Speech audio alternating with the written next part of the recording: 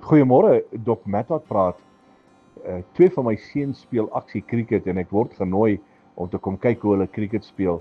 Ag, en dit is vir my heerlik om te kyk hoe hulle self geniet, hoe hulle golf en bil en hoe hulle elke oomblik van die spel geniet. Maar die baan langs aan, dit is eintlik waar die aksie was. Ek het meer my oë gefestig gehad op die baan langs aan. Jy sien wanneer die twee spanne langs aan het permanent met mekaar gestaan in stry. En dan het hulle met die skeieregter gestaan in stry en dan het hierdie ouens woorde geuiter wat ek nie eens geweet het bestaan nie. En dan wil hulle net ruk en pluk en dan moet die skeieregter tussenin en dan moet hy keer. En een groot woord wat ek daarvoor het is chaos. Dit was in totaliteit chaos geweest. En toe ek nou hierdie spul so sit en kyk, toe besef ek, toe weet ek, daar gaan 'n stadium kom dat God se bassein gaan blaas en dan gaan daar chaos wees. Die woord van die Here sê vir my, twee gaan op die land wees en dan gaan daar net een oorbly.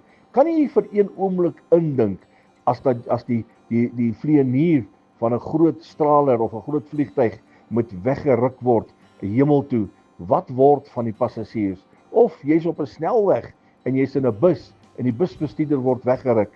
Dis chaos.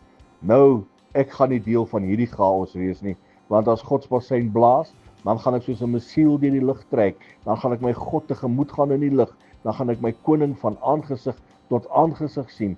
Geen chaos vir my nie, my liewe vriend, en ek wil u bemoedig, maak seker dat jy nie deel sal wees van hierdie chaos, dit wat gaan gebeur as jy moet agterbly nie. Herlewingsgroete.